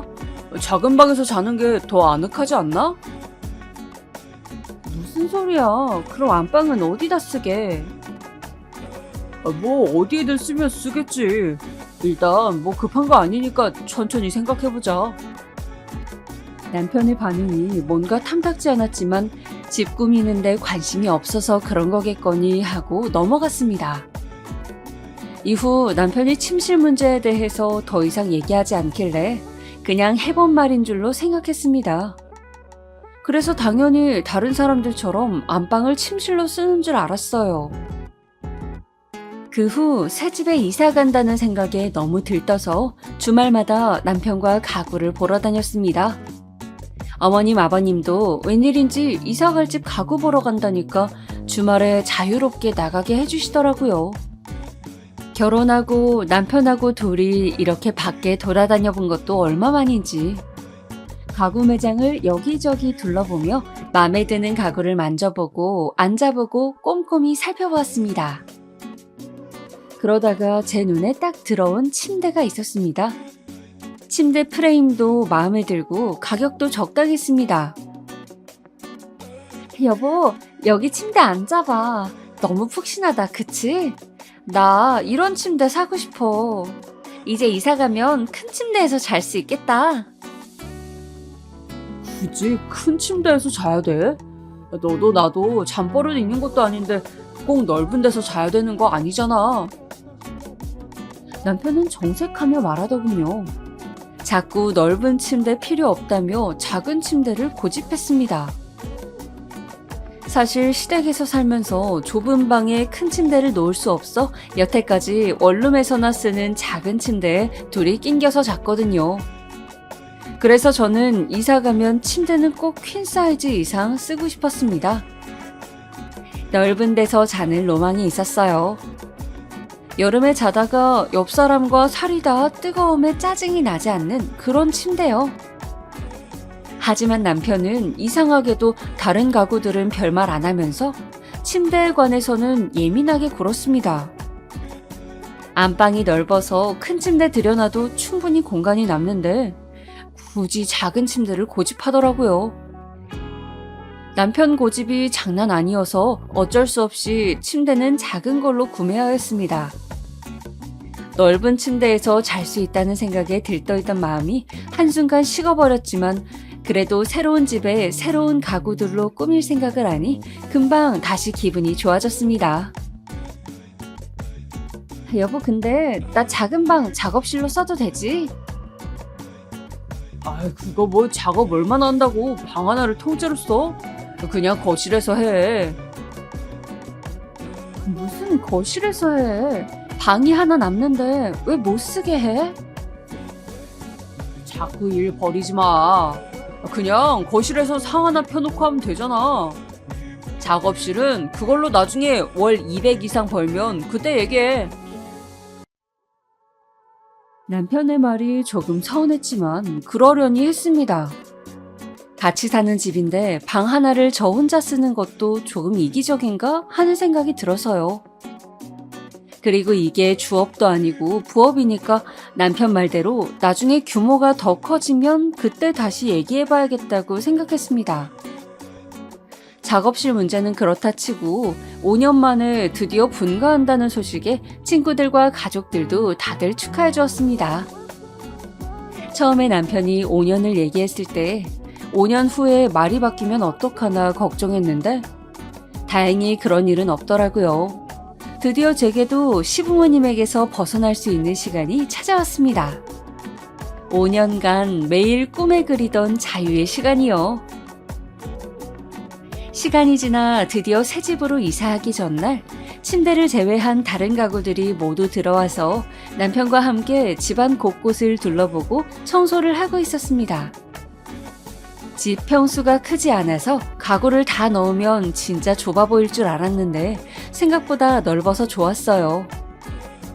솔직히 시댁에서 살 때는 방 하나에 저희 살림을 다 넣어야 되니까 너무 갑갑했거든요. 뭐 새로 사고 싶어도 공간이 없으니까 사지도 못하고 바닥은 발 디딜 틈 없을 정도로 좁았습니다. 어머님은 항상 저보고 방을 지저분하게 쓴다고 청소 좀 하라고 구박하셨지만 사실 방에 물건이 많다 보니 청소를 아무리 깨끗하게 해도 지저분해 보이는 건 어쩔 수 없더라고요. 아무리 얘기해도 이해해주지 않으시는 어머님 때문에 속상해서 몇 번 몰래 눈물을 훔친 적도 있었습니다. 이제 내일 침대만 도착하면 가구는 전부 다 오는 건데 제가 안방 한쪽 벽을 가리키며 침대를 이쪽에 놓으면 되겠다고 남편에게 이야기했습니다. 그랬더니 남편이 갑자기 단호한 표정을 지으며 침대를 안방에 놓지 말자는 거 아니겠어요? 침대도 작은 거 샀으니 그냥 작은 방에서 자자면서요. 그래서 그럼 안방은 그냥 비워두자는 거냐고 물었습니다. 남편이 이렇게 대답하더군요. 안방은 우리 엄마 아빠가 쓰기로 했어. 저는 제가 잘못 들었나 싶어서 다시 물었습니다. 그게 무슨 소리야? 어차피 작은 방 2개 우리가 쓰면 원래 살던 집보다 넓게 쓰는 거잖아. 안방은 엄마 아빠가 쓰기로 했으니까 그렇게 알아. 남편은 강압적인 말투로 저한테 통보하더군요. 도대체 이게 무슨 소리인가요? 어머님, 아버님 집이 있는데 굳이 왜 여기에 사시냐고요. 남편에게 꼬치꼬치 물었더니 정말 황당한 소리를 하더라고요. 자가인 줄 알았던 시부모님 집이 사실은 월세였고 월세 계약 기간이 곧 만료되어서 나가야 된다고요. 월세 보증금 뺀 돈으로는 다른 집에 이사 가기에는 모자라서 우리 집으로 들어오신다네요. 두 분이 사시는데 더 작은 월세 집으로 이사 가면 되는 거 아니냐고 했더니 이렇게 말하더군요. 우리 아빠 이제 곧 정년퇴직하시면 집안에 돈 버는 사람이 없는데 월세를 어떻게 감당하냐? 아니, 그동안 모아둔 돈 있으실 거 아니야. 퇴직금은. 아빠 혼자 우리 식구 먹여 살린다고 모아둔 돈 없어. 그리고 퇴직금 있다고 그거 다 월세 내는데 꼬라박으면 되냐? 앞으로 몇십 년은 더 사실 텐데 그걸로 필요한데 쓰셔야지. 저는 너무 화가 나서 소리쳤습니다. 여보, 5년 있다가 분가하기로 했잖아. 약속한 거 잊었어? 어머님, 아버님 들어와서 사시는 거면 이게 어떻게 분가야? 그냥 집만 바꾸는 거잖아. 너는 엄마 아빠 있으면 어떻다고 자꾸 분가 타령이냐? 그리고 솔직히 지금 살고 계시는 집 나오면 월세도 안 드니까 우리도 좋잖아. 월세는 아버님이 내고 계셨던 건데 우리랑 무슨 상관이야? 당신 설마? 네, 설마 했던 일이 사실이었습니다. 남편은 그동안 시부모님께 생활비 드리는 걸로 모자라서 월세도 저 몰래 내주고 있었던 겁니다. 어쩐지 평소에 담배 피는 거 외에는 커피값도 아껴 쓰고 밥도 맨날 친구네 가게에 놀러가서 얻어먹고 그러기에 좀 알뜰한 스타일인가 보다 했는데 저 몰래 본인 용돈으로 월세 내느라고 그런 거였어요. 이거 정말 사기 아닌가요? 그러면서 자기는 알뜰하다고 생색내고 저보고는 취미 재료 산다고 구박하고 그런 거였지 뭐예요. 진짜 뒤통수를 망치로 한 대 얻어맞은 느낌이었습니다. 게다가 자가인 줄 알았던 시부모님 집이 월세였다뇨. 노후 대비가 이 정도로 안 되어 있으신 줄은 정말 몰랐습니다. 남편은 형제도 없이 외동아들이라 이제 남은 평생 시부모님 수발은 유일한 며느리인 제 몫임이 너무나도 분명했습니다. 너무 황당해서 말이 안 나오고 눈앞이 새까매졌어요. 그때 딩동 하고 초인종 울리는 소리가 들렸습니다. 문을 열어보니 커다란 퀸 사이즈 침대가 배달되어 집 안으로 들어오고 있었습니다. 저한테는 한마디 상의도 없이 부모님 침대를 새로 사서 저희 집으로 배달시킨 거였어요. 여보, 이러려고 우리 침대 작은 거 사자고 한 거야? 제가 너무 화가 나서 남편에게 따지자 대답은 안 하고 방으로 피해버리더라고요. 정말 해도 너무한 거 아닌가요? 제가 그렇게 큰 침대 사자고 할 때는 박박 우기면서 못 사게 하더니 부모님 침대는 왜 큰 걸로 사서 우리 집으로 배달시키냐고요. 저는 시부모님 들어와서 사시는 것도 지금 처음 알았는데요. 남편은 저보고 일단 침대만 안방에 미리 놔두고 아직 시댁 월세 계약 기간이 한 달 남았으니까 나머지 가구들은 천천히 옮긴다고 했습니다. 저는 너무 황당해서 소리쳤습니다. 당신 진짜 이럴 거야? 내 의견은 하나도 안 중요하구나. 야, 너 진짜 짜증나게 할래? 아, 그럼 어쩌자는 거야? 불쌍한 우리 부모님 길바닥에 내앉게 하라는 거야? 뭐야? 아직 두 분이 다 나이도 젊으신데 다른 일 하시면 되잖아.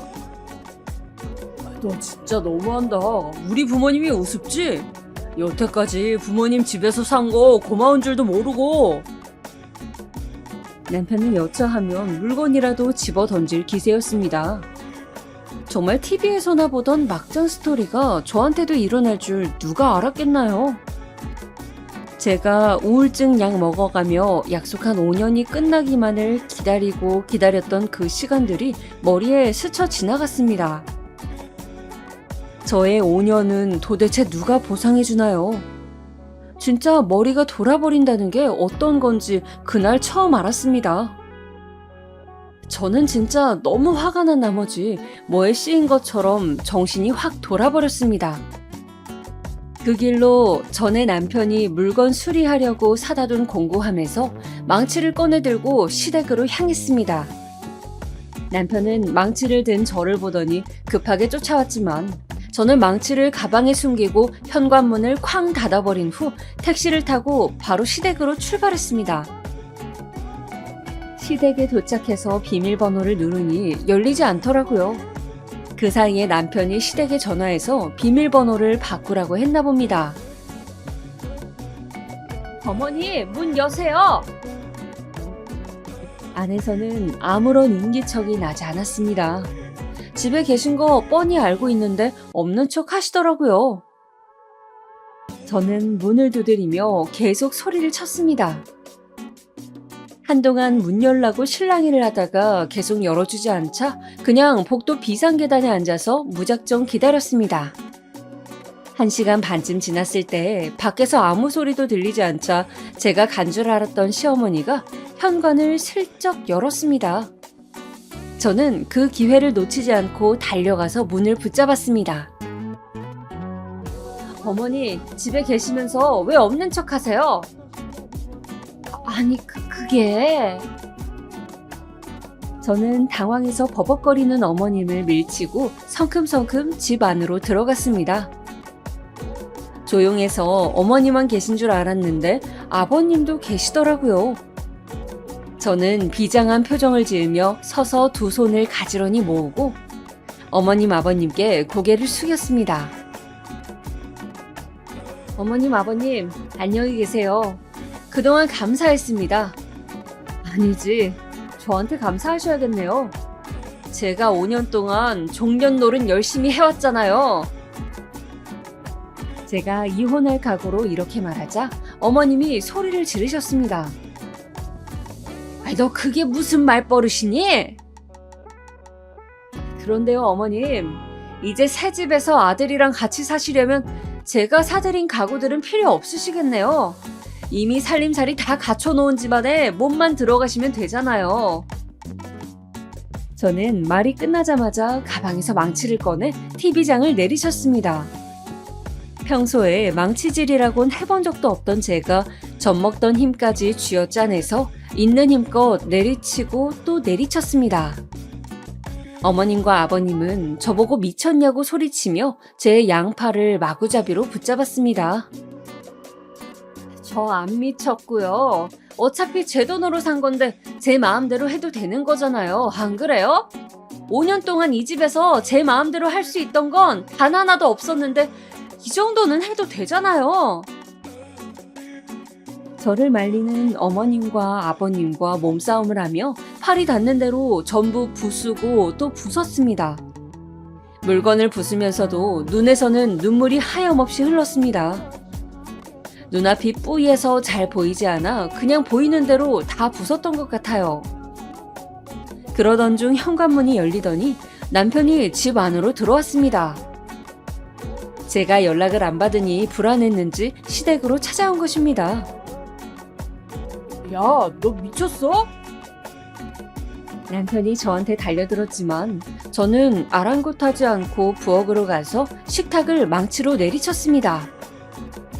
제가 미친 사람처럼 망치를 들고 날뛰니 막상 무서운지 적극적으로 말리지도 못하더라고요.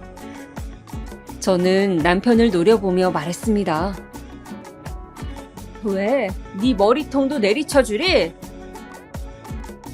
남편은 얼굴이 시뻘개져서는 어이가 없다는 표정으로 콧김만 내뿜었습니다. 저는 이 상황에서 잘못을 빌기는커녕 뻔뻔하게 저한테 화를 내는 남편과 시부모님의 모습에 정말 치가 떨렸습니다. 다시 다른 가구들을 계속 부수고 있는데 시끄러운 소리에 찾아온 이웃들 때문에 어쩔 수 없이 망치질을 멈췄습니다. 저는 그 길로 아무 말 없이 가방을 챙겨 집을 나와 친정으로 향했습니다. 택시를 타고 친정을 가는데 눈물이 하염없이 흘렀습니다. 내가 여태까지 5년 동안 고생한 건 도대체 무엇이었는가를 아무리 고민해봐도 답이 나오지 않았습니다. 부모님 속상해 하실까봐 여태 아무 말도 안 했는데 차라리 진작 말씀드렸으면 부모님이 먼저 나서서라도 이혼하라고 하셨지 않았을까 하는 생각이 들었습니다. 남편과 시부모님한테서 전화가 계속 오길래 휴대폰 전원을 꺼버리고 시뻘개진 눈으로 친정집에 도착하니 엄마 아빠가 놀라시더라고요. 네, 여기까지가 3일 전까지 있었던 일들입니다. 이후로 저는 친정집에서 부모님께 그간 있었던 일들을 모두 말씀드렸고 아빠께서는 저한테 그딴 집구석 가만 안 둔다면서 당장 이혼하라고 난리가 나셨습니다. 엄마는 그래도 시부모님이랑 같이 살지 않는다는 조건을 남편이 동의하고 싹싹 빈다면 이혼은 다시 한번 생각해보라고 하시네요. 저도 지금은 머리가 너무 멍해서 어떻게 해야 될지 잘 모르겠습니다. 친구들은 당연히 당장 이혼하라고 하는 상황이고요. 저도 머리로는 당장 이혼해야 한다고 생각하는데 막상 또 어린 나이에 결혼해서 남들보다 일찍 이혼녀가 된다는 사실에 망설여지는 것도 사실입니다. 요즘 세상에 이혼은 흠이 아니라지만 그래도 막상 제 일이 되니까 쉽게 결정하기가 어렵네요. 엄마 말대로 남편이 잘못을 빌고 원래 계획대로 분가를 한다면 부부 사이가 조금 나아지지 않을까 싶기도 하고요. 남편이 원래 나쁜 사람은 아니었으니까요. 이번 주 안에 결정을 내리고 싶은데 어떻게 하면 좋을까요? 이혼만이 답일까요?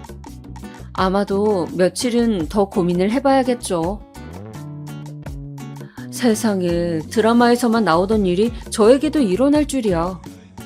평범하게 사는 게 가장 어렵다는 말을 어디선가 들었는데 그 말이 지금 너무나도 와닿는 순간입니다. 평범하고 무난한 결혼 생활을 하시는 분들이 정말 부럽기도 하고 존경스럽기도 한 밤이네요. 여러분 가정에는 항상 평화와 행복이 가득하시기를 바라겠습니다. 제 긴 이야기 들어주셔서 정말 감사합니다.